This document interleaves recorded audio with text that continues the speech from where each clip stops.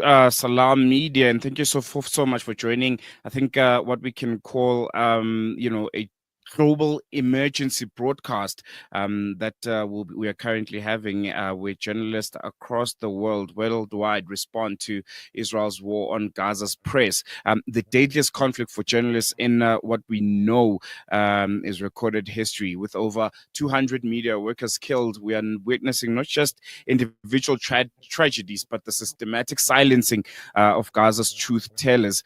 When press vests and cameras become death sentences, who remains to document what the ICJ has called a plausible genocide? And I think what all of us can agree at this point, that it is exactly that, a genocide that is live streamed, from our smartphones, visions that we watch, and every day when you wake up, there seems to be another side of this genocide, and one that continues, to show us just how horrific the conditions that the people of Gaza are finding themselves. Today we are privileged to be joined by Khadija Patel.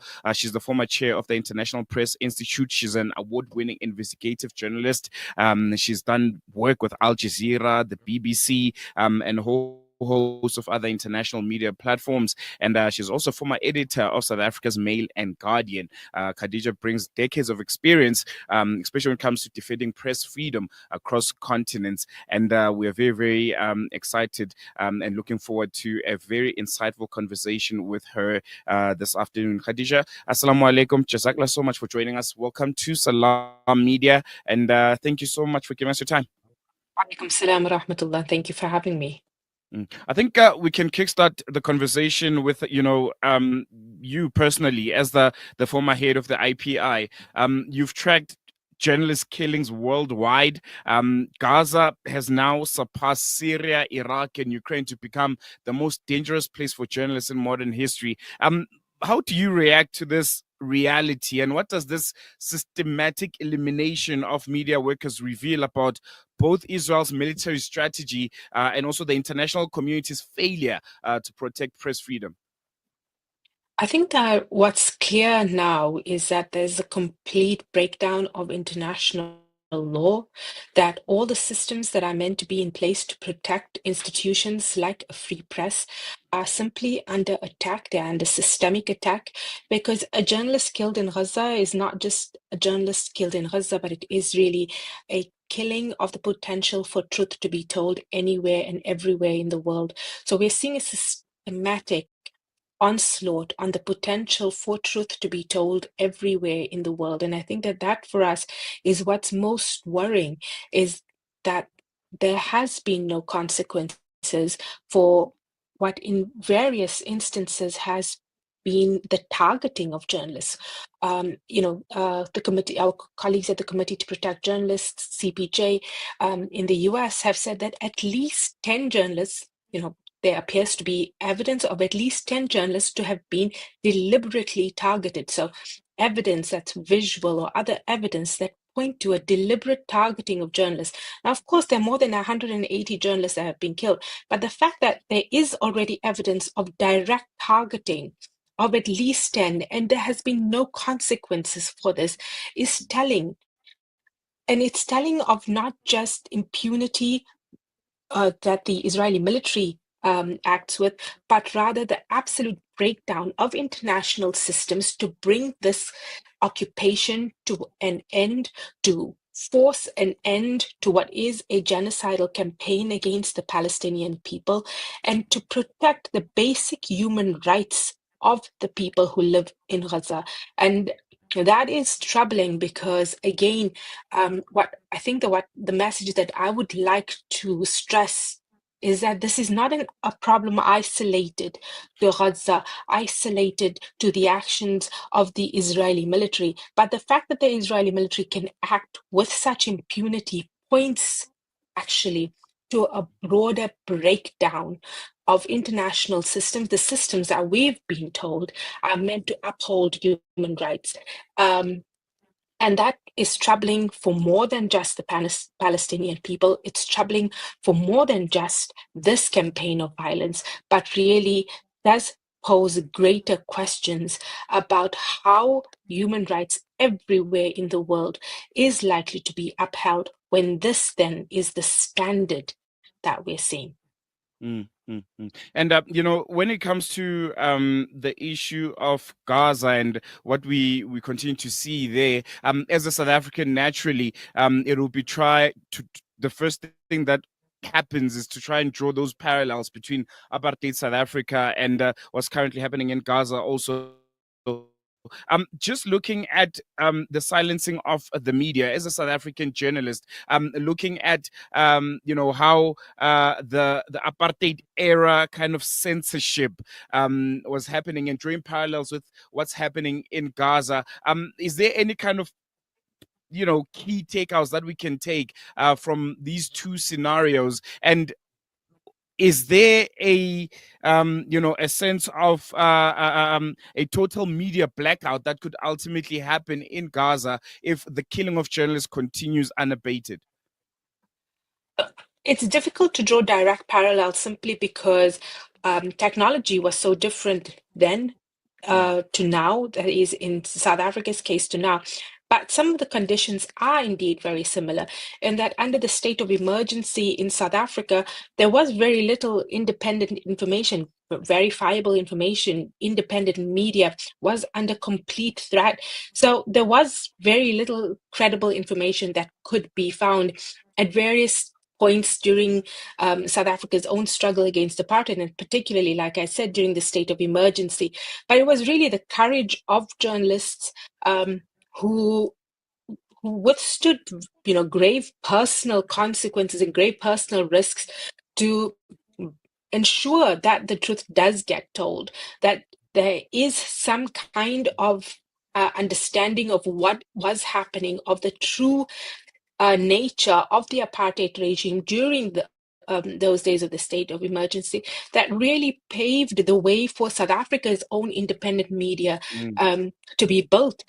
There's a direct link there, so I believe that as long as people know the value of truth, that the truth will indeed force its way out no matter what. However, yes, there is, with the death of every journalist in Gaza, there is the death of the potential for truth to be disseminated. And that remains true. The fact that more than 180 journalists have been killed. So, 180-fold consequence for the truth to be told, for us to understand better what is happening. So what we do know, however, is that there is great value in the courage of people who know the truth, who understand the value of the truth, and who understand that change is one of the things that we know are inevitable, that, we know that the status quo cannot remain, that it will have to change.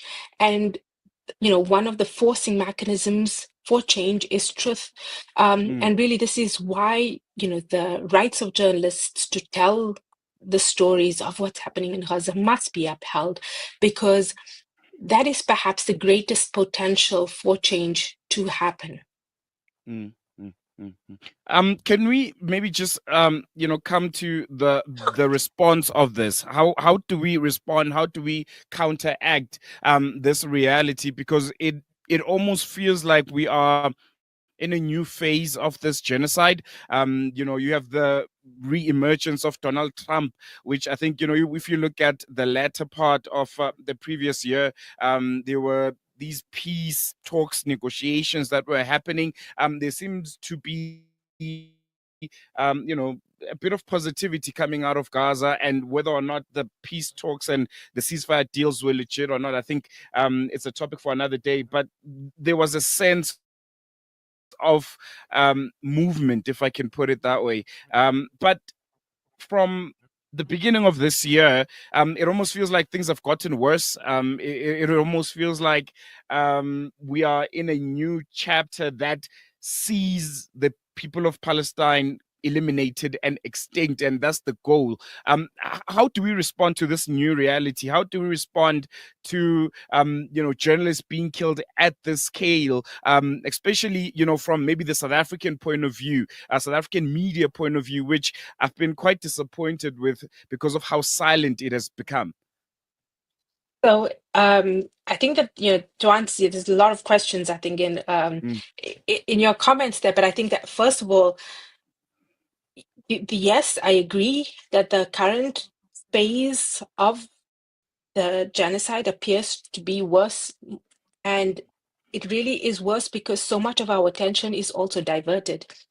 So the first thing I think that what we that we can do is pay attention, and pay attention in meaningful ways, in ways that allow us to find our own mechanisms to bring change, whether that is supporting, for example, South Africa's case at the ICJ, that whether that means finding ways to support people who are trying to do relief work, etc. Of course, there are many, many ways to meaningfully engage. And I think that that is the most important, that I think that what that pause in the conflict did is that it allowed many people to grow distracted. And that I think is the most troubling part of the current moment, that we need to pay more attention. And South African media, I agree, have not done well enough on this at all. That we've seen stops and starts, in some sections of South African media to show solidarity with their colleagues who have been killed in Gaza. But I think that ultimately, especially considering South Africa's stature now, and the courage that the South African administration has shown in taking up this case in The Hague, that South African journalists, by contrast, I think, have been lacking in their own courage.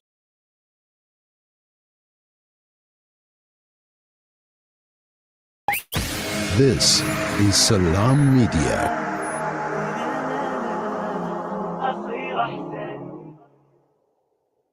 You South African, of course. You anxious about the future. We've got you covered. Build on your wealth portfolio with Randry Jewelers Gold Coin Exchange. Visit us at 151 Stephen Dlamini Road, Musgrave, Durban, or call us on 031-202-4700 for more information. Randry Jewelers Gold Coin Exchange, your passport to gold investment. Send food and send kindness to those who have lost their homes and have been plunged into poverty. For those who are a meal away from starvation,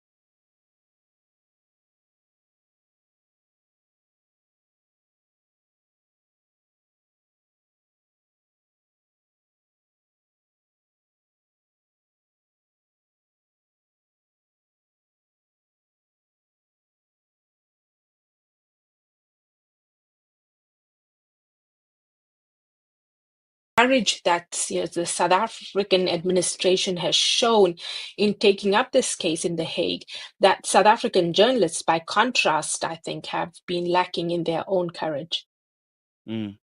Mm. I want to touch on, I think, a space which is very, very comfortable right now, which is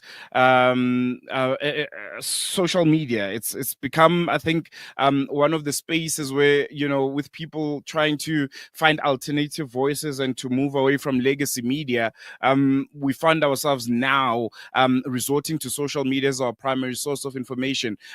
Israel's social media strategy is, I think, is so well coordinated. It has bots, you have fake visuals coming out. There's weaponized hashtags that are being used. Firstly, why is big tech still amplifying this disinformation, and how must journalists adapt to fight it also?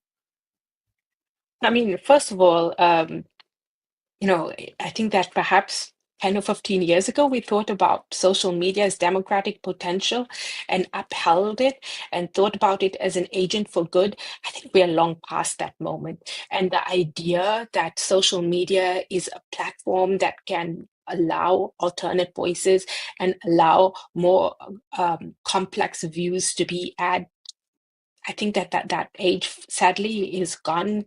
That ship has sailed.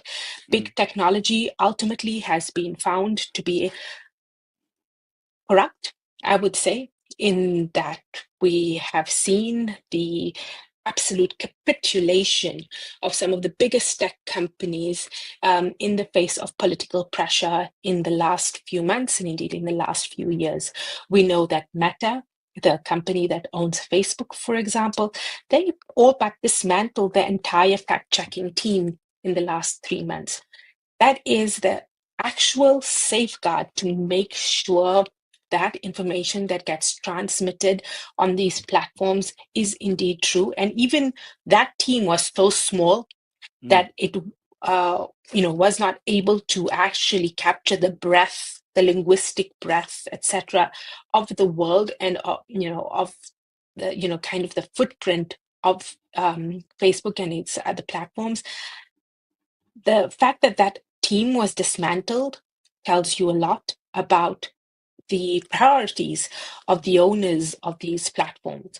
So it is very naive, I think, for us to think that social media is this place for democratic engagement. Actually, it is not.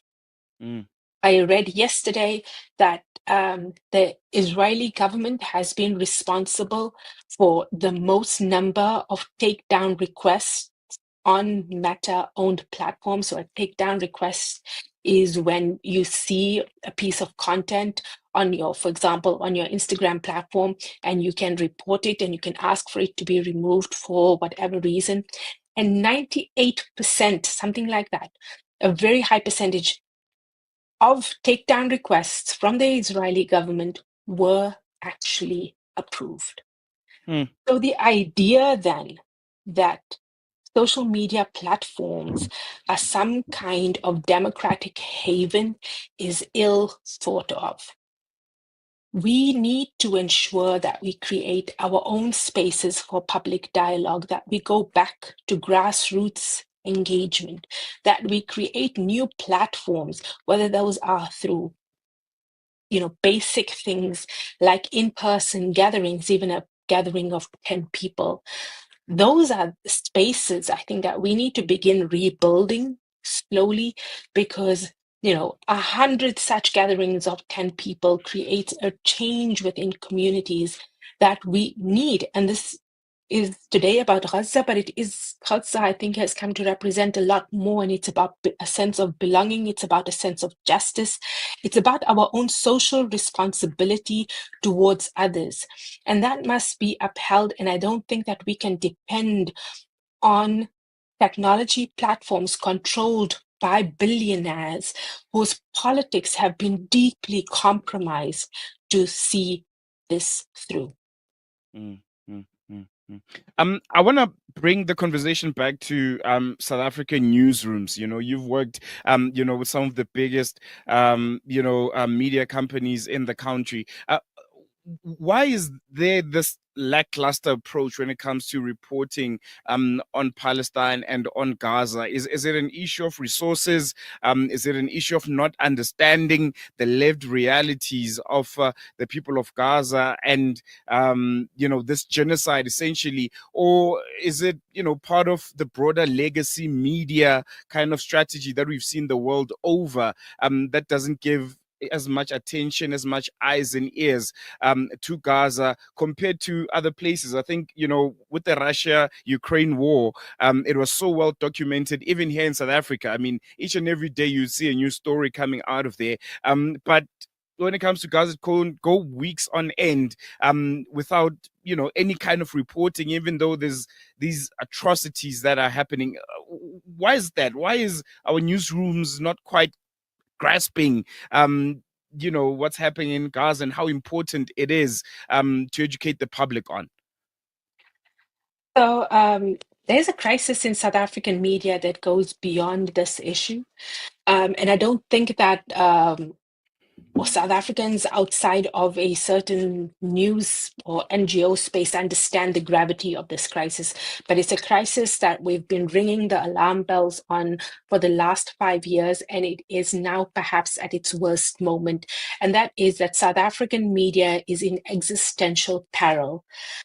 Just this week, a colleague from Arena Holdings, that's the company that owns, for example, the Sunday Times, etc., shared a picture of the Provincial Assembly hall in the Eastern Cape, where the Premier Oscar Mabunyani was delivering his speech. I think it was a budget speech. I can't, but anyway, something very significant, of course, within the governance framework. This is the premier of the province, and so the colleague said that in his time working in the Eastern Cape, he showed a picture of basically the media seats, or the section of the hall that would usually be occupied by the media. And he's been a journalist for many years, so he has the history here. And he points out that not a single seat was taken, right? And this is a local South African story. I don't think people understand the gravity, and I'm going to stress this. We have a crisis in South African media, and that is a crisis of financial resources. We have a dwindling number of journalists who are able to do original journalism. There is also a dwindling amount of resources available for us to receive, so-called wire copy, so subscriptions to the likes of the Associated Press or Reuters, etc., which was a way to, complement your news coverage. For example, you can't afford to send a journalist to Syria, but you could use, the coverage of the Associated Press, if etc., and you pay a subscription for that. All of those have become beyond the reach of most South African newsrooms. The potential for South African media to be truly democratic has been decimated over the last 5 years. And this is at some point 5 years ago, this was true for mostly text-based, or what we used to call former print newsrooms. Right now, even our broadcasters, that is, our radio stations, our television stations, are all on their back trying to find ways to survive. And I would go so far as to say that within the next 5 years, many of the household media names that we grew up with will not be here. And so my challenge is to understand, what do we do from here, right? Because I'm, when I speak to places like Salam Media and our other community media, there's obviously a rightful indignation about the weaknesses of South African media, and it is absolutely correct. But we cannot at the same time just opt out without finding new solutions, without finding new ways of engaging, without trying to ensure that we find ways to value news media. Like I said, technology, social media, people are going to tell me, I get my news from social media. You're getting your news from Mark Zuckerberg, ma'am. Okay? And I'm not sure I want my news from Mark Zuckerberg, right? So unless we as a society value the potential for information that is credible, information that is transparent, that is accountable to a set of standards, that we understand that this is a human right. The United Nations calls information a public good. It is a right. We need information. News falls under the broad category of what we call information. We need information just as we need healthcare, just as we need food, just as we need water to survive. And that is what is at stake. And that is what we have to reimagine new ways of ensuring its survival. And I think we're going to leave on that note. Khadija, thank you so much for giving us your time. Really, really appreciate it. And thank you for your insights. Shukran. There you go. That was Khadija Patel. And I think, very, very insightful conversation. She's a South African journalist, I think, with years and years of experience. She's, I think, one of the people that you always want to hear their point of view, and a very, very important one, especially when we discuss the issue of, journalism. And one that is interesting for me is South Africa, and our media's role. Granted, the issue of resources is a big one. It's one that can't be, downplayed. It's one that can't be understated. But again, the question that we have to ask is there will? Is there will from South African media? Is there will from, the newsrooms in some of the big name media houses that we've all grown fond of to cover what's happening in Palestine and to cover, the atrocities that some of our colleagues in that part of the world are experiencing? So, I think that's a question that I'm going to leave you with as we go on a short break and continue with this very, very special broadcast dedicated to all the journalists in Gaza that have been killed. I mean, to this day, in recorded history, what's happening in Gaza is the worst that has ever been seen. In all of the wars that had journalists in them, that had people with press vests and microphones and cameras, this is the worst one ever. And it's interesting to just put things into perspective and to hold ourselves accountable for our inactions, especially from a South African media space point of view. I mean, there hasn't been one protest. There's been a letter or anything from South Africa's National Editors Forum, the mother body of South African media here in South Africa. There's been nothing. Things are going on as if it's normal. You still have ordinary run-of-the-mill stories that are being covered when there's literally a genocide happening in Palestine, a country that all South Africans hold so close to heart because of our shared history, a country where Nelson Mandela said our freedom is not complete without the freedom of the people of Palestine. A quote that I think has been read so many times that, it might start to sound a bit mundane, but it's the reality. The one of the founding fathers of our country mentioned that, and it's a bit sad. It's a bit disappointing that South Africa's media landscape is not doing its bit to make sure that the voices of the people of Palestine, the voices of the journalists working in Palestine, is heard and they are also seen. Because the rest of the world doesn't seem to care at this point. We're going to take a quick break, and we'll be with you after this.